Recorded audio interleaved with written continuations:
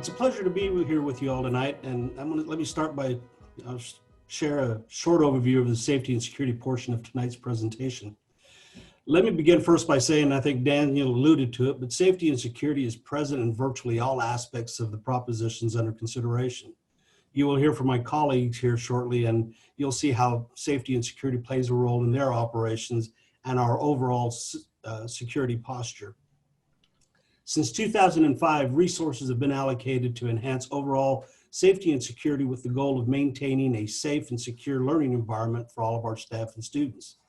The safety and security infrastructure initiatives, from electronic access control, video intercom systems, to video surveillance cameras and security vestibules at all of our campus, is grounded in well-established best practices and industry standards. Just a few safety and security facts. Allen ISD, to the best of my knowledge, is probably the only school district in the state of Texas that maintains a 24/7 security monitoring station. Over the years, our security monitoring station has morphed into what we consider a communications hub. In addition to monitoring over 1,860 video surveillance cameras, access control, door alert systems, as well as other duties, the security monitoring station team also monitors the district's digital emergency radio communication system and is the main contact for notification of any safety and security issue, as well as any emergency maintenance repair requests.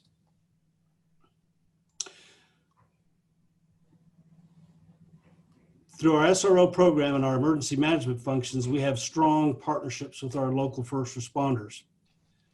We take great pride in the fact that the district, in this district, we've built strong partnerships with the city of Allen and the various departments that we work with. You know, we partner with the city with regards to our crossing guard program. You see a picture there of one of our crossing guards, and the city shares in the program costs for salaries, training, and equipment. We're extremely fortunate and grateful for our crossing guards because, rain or shine, they're the first person that our kids see in the morning and probably the last person they see before they go home for the evening. So these are very important to us, and we're extremely fortunate to have them working for the district and helping keeping our kids safe. In that slide here, you also see a picture of all of our SRO officers. We've built a strong and a successful relationship with the Allen Police Department, and we are privileged and to have such a well-trained and diverse group of school resource officers who take pride in working with our kids and keeping our schools safe. Here's a picture of the SRO unit being honored by the Board of Trustees at our August board meeting. They're a fantastic group of professionals. On this slide, we talk about our security cameras. As I mentioned, our monitoring station monitors approximately 1,860 cameras district-wide. Those cameras, life expectancy are between 5 and 7 years, and currently we have approximately 1,400 cameras that are 5 years or older.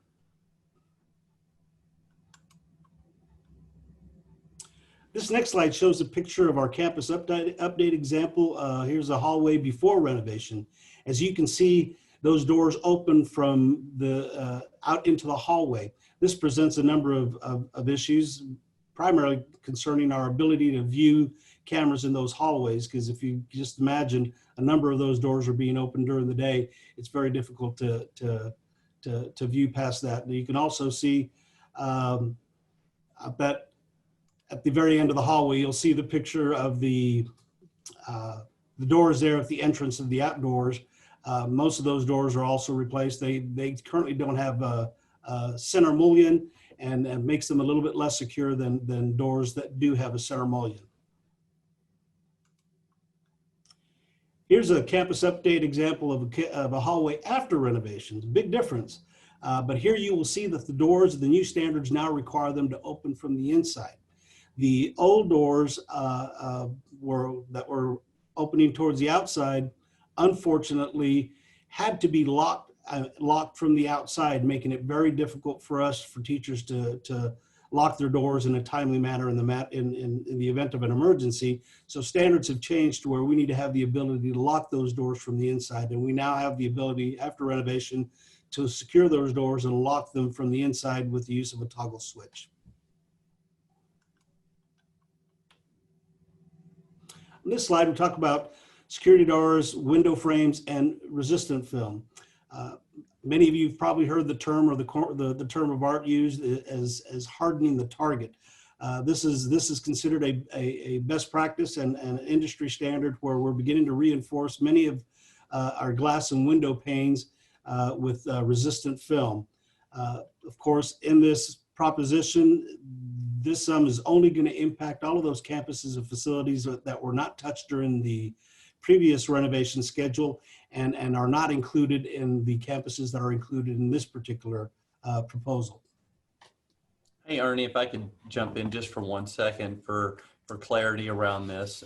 Those of you who've seen our past bond presentations, wanted to let you know that those campuses that we had for update will also receive these upgrades as well. And then this specific initiative is to address those campuses that haven't been renovated in the past with these updates and then are not included in the campus update. So this would make whole that standard that we're talking about around those window frames. Correct, and it will make it a district-wide standard. Okay, next slide is under a new life safety code requirement, all first responders must be able to meet minimum radio communication standards in all buildings, thus requiring the conducting a propagation study at all of our buildings to determine areas of our buildings where maybe those minimum standards are not met. This is requiring us to add a repeater to all of those facilities that do not meet those minimum standards. And many of those buildings are certainly that we've already identified as issues are those buildings that are 2 stories. So next slide pertains to our voice over internet protocol VoIP solution. Purpose of this is we're going to be replacing our aging phone solution, which preferably with a unified communications and VoIP solution. Our current solution is designed and maintained using technologies and support from 4 different vendors, making it a little bit more difficult to maintain some consistency. Our current solution also increases complexity and downtime when the systems malfunction. We seek to implement a new VoIP solution that seamlessly integrates into existing network infrastructure, including our intercom systems. We hope to use a single provider for the equipment for the design, maintenance, and support. And this will certainly provide an increased availability for our critical life safety systems. And finally, cellular signal amplifiers for cell service. One of the common complaints we hear from many teachers and many administrators is the inability to communicate via cell phone in certain parts of their buildings. This presents a multitude of issues, and certainly from my standpoint, it poses a security risk. One of the things that I commonly try to establish is redundant communication systems. You've heard us talk about our radio system, but most people, not everybody does have a radio within our district. So people who constantly carry their cell phone, in essence, that's their lifeline. So we want to make sure that they have the ability to go ahead and communicate with a cell phone throughout the building. So we've also have an increased prevalence of use of mobile devices by our staff and students. And increasingly it's becoming a service throughout the facilities is really an extension of our life safety systems. We're going to be required to complete surveys of each one of our facilities, and we hope to install agnostic repeaters and amplifiers to extend service throughout all of our buildings. That's it for me, Daniel.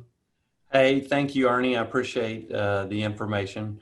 We're going to shift and have a conversation around transportation, and our expert in that field is our director, Kyle Percival. Good evening, guys. Thank you guys, as Ernie said, for tuning in tonight. So transportation-wise, our school district is kind of in a unique situation. If you think about, you see this first bullet up here where it talks about ridership. So over the past 5 years, our transportation numbers have grown at a pace of 33%. We've seen a 33% increase in ridership. That's not really proportionate to the growth in the district has seen over the past 5 years for enrollment, which is closer to 6%. And so some of the things that we've noticed over the past few years that have caused this growth that's not really proportionate would be some of the housing that we've noticed that's been developed around the city. Some of our live, work, play environments. We have townhomes now. We have condos, and then of course we also have some apartment complexes. And so those tend to yield more students compared to some of our residential neighborhoods. In response to the increase in ridership, our district has done a really good job of utilizing its resources, both bus and driver, to the maximum extent that's really possible. Last year, for the first time, our school district selected to go with a three-tier model for transporting students. And that was a shift from previous years where we had 2 tiers. And so what that means, for those of you that don't know, is with 3 tiers, we're able to utilize all staff and all buses for elementary, again for middle school, and then a 3rd tier for our high school. That way there's no conflict when we're bringing students to school in the morning and then when we're taking them home at dismissal in the afternoon. So we do have 143 buses in our fleet. We do travel, we average over 1 million miles per year, and that's obviously including some field trips. The ridership that we have 105 daily routes. That's home to school, school to home. And then we have 110 shuttles, and that fluctuates almost on a weekly basis. But we have many shuttles that service between Lowry Freshman Center and Allen High School. We have over half of the students that are at Lowry have coursework that's only offered at the high school campus. And so we offer shuttle service back and forth for those 9th grade students. We have a few students that are enrolled at the high school that actually have class that's only offered at the freshman center. And then we've got students that are also enrolled over in coursework at STEAM. And then this year, for the first time, our dual credit students are serviced over at the Collin Technical Campus. So all of the shuttles are required daily to make sure those kiddos are able to have transportation to where they need to be. In addition to the 143 school buses, we have 75 white fleet vehicles as a district. You may see those around town. They'll have Allen ISD written on them. But those are vehicles for technology, maintenance, facilities, safe and secure schools, transportation. So you've probably noticed some of those. We have 2 tractor trailers or 18-wheelers. It takes 2 semis to move the equipment for our Allen Escadrille. So we have 2 of those in the fleet. We have 3 farm tractors that belong to the ag department, 1 skid steer, about 35 utility trailers. Some of those include livestock trailers. And one of the things that we're proud of from a department standpoint is that over 90% of the maintenance on everything listed on this page is done here in Allen ISD in our vehicle maintenance facility. This saves the district lots of money, and it's very efficient to be able to do it in-house. Sometimes we have to send things out for warranty, but our guys and gals that work back there in the shop take a lot of pride in the work that they do. You can see in this slide the stack of tires in the tire room back there, and you know, Allen, much like all other aspects of Allen ISD and the city of Allen, we don't skimp on anything, and so we never put retread tires on a bus for safety reasons. Everything is brand new, and we keep those up to spec and keep a close eye on our vehicles.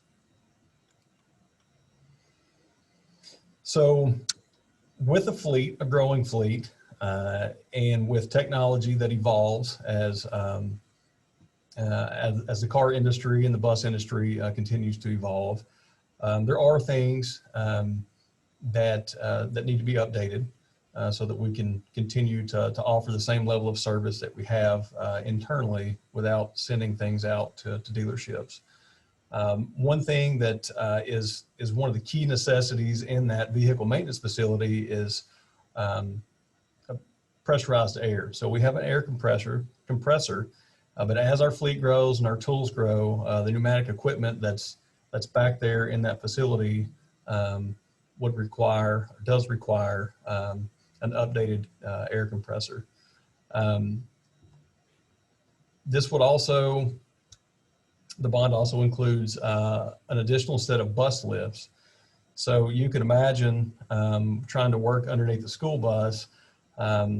It's can be quite difficult and a pretty nasty job, but we have a set of bus lifts back there.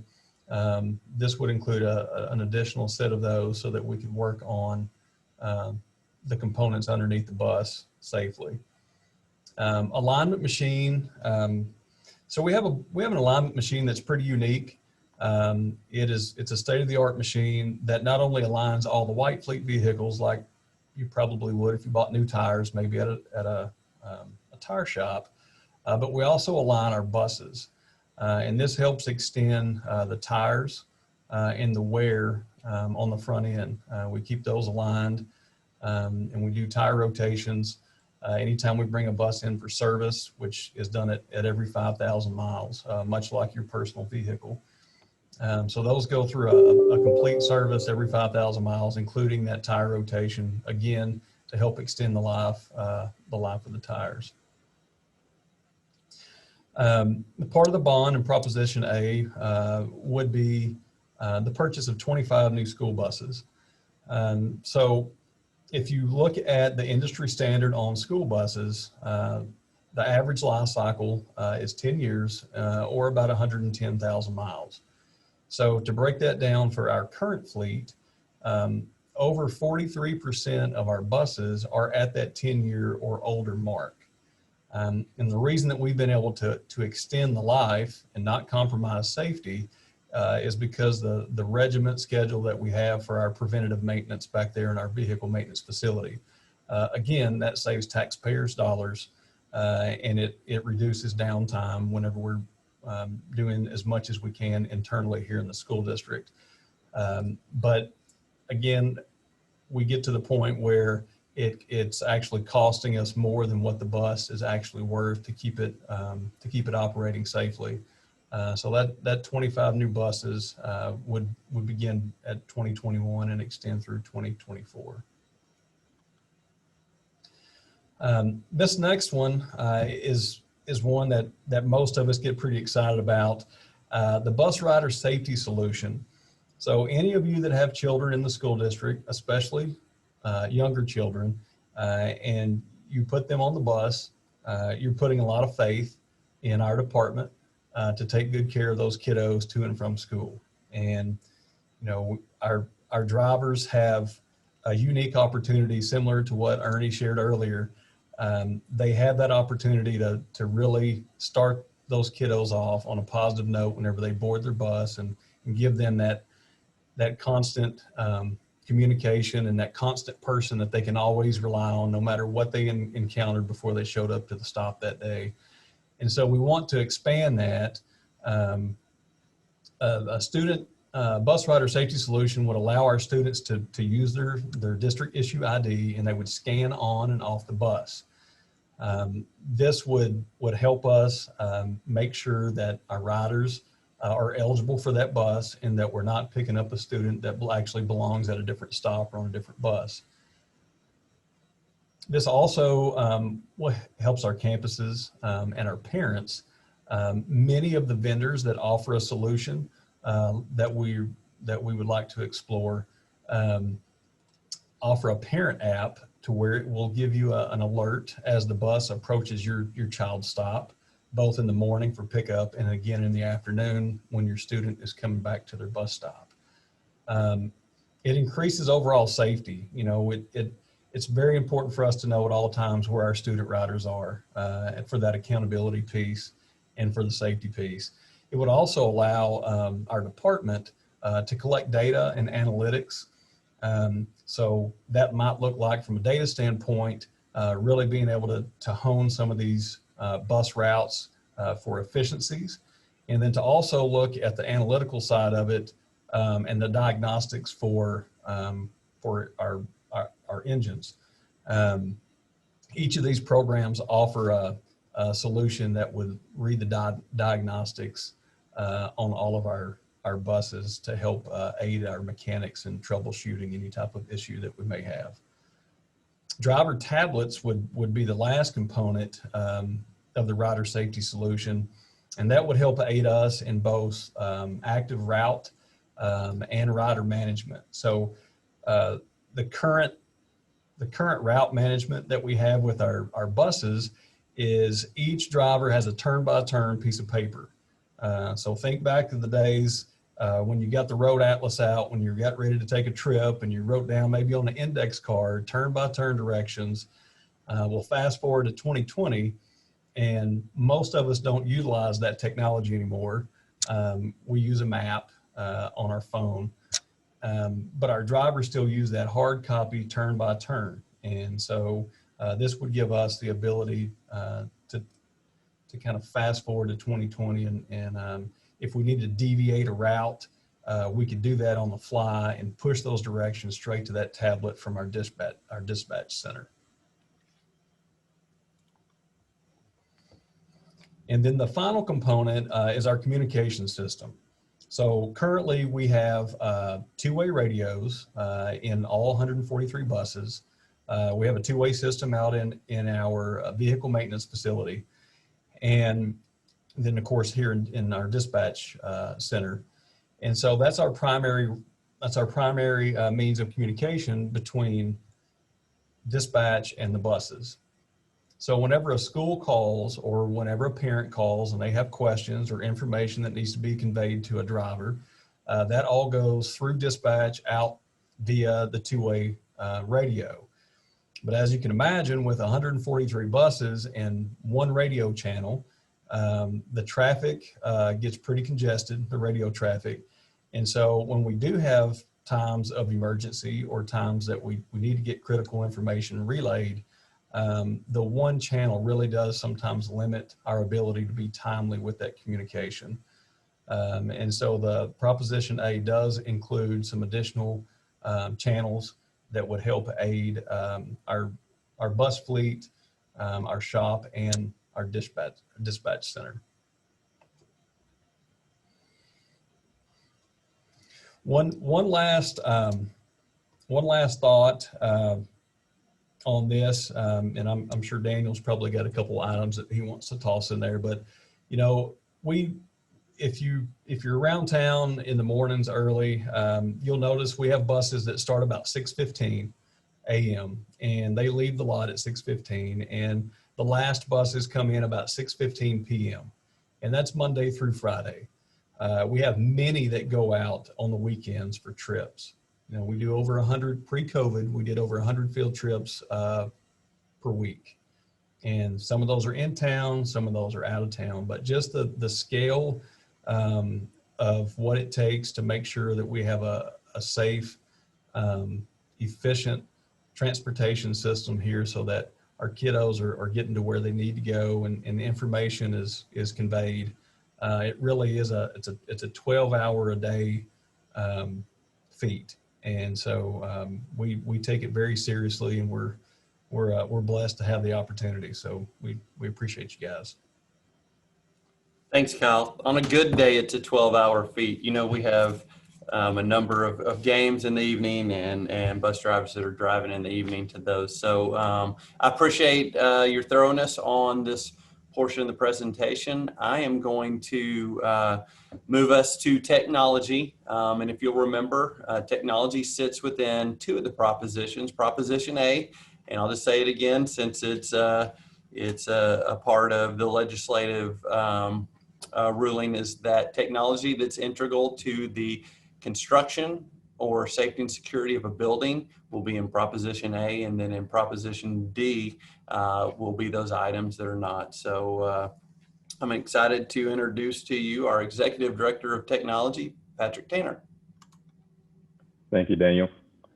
Good evening, everyone. And again, welcome to our BUN presentation this evening. I want to talk to you about two propositions that we have. I'm going to begin with Proposition A.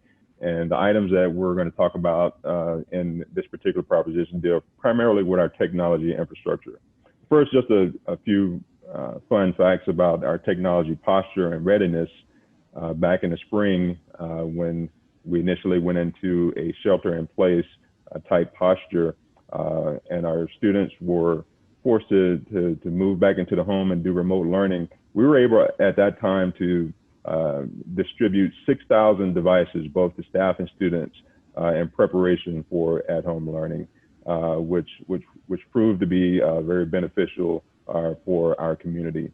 But as we fast forward to start of school this fall, that number almost doubled, and we were able to distribute about 10,000 devices to our students for those who would be learning from home. As it stands today, our technology department now provides technology equipment and support for both in-person as well as at-home learners.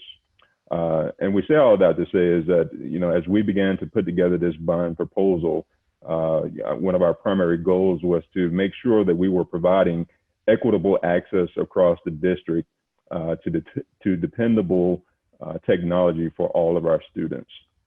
And that particular goal really aligns with our SWOR 2030 strategic initiatives to help students compete and thrive in this new digital environment.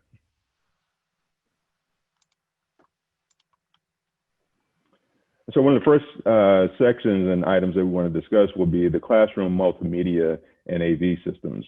Currently at our K-8 campuses, we utilize instructional technologies in each and every one of our classrooms. The classroom multimedia displays really consist of an interactive projector or smart board that is at the front of the room, as well as other technologies that work together to provide an interactive and engaging instructional place for our students. Currently with these projection systems, it does present us with some challenges from the standpoint of the amount of maintenance and care that it takes to maintain these devices. Our existing projection systems, they're rated for 8,000 to about 10,000 lifetime working hours. Essentially, that's about the lifespan of that device, depending on proper maintenance, somewhere in the neighborhood of 5 years of expectancy from those devices. Along with that comes the maintenance of maintaining filter systems, preventative maintenance that is recurring for those devices, changing of bulbs. And when all these things happen, it requires technicians from my staff to go in and recalibrate these systems, sometimes leading to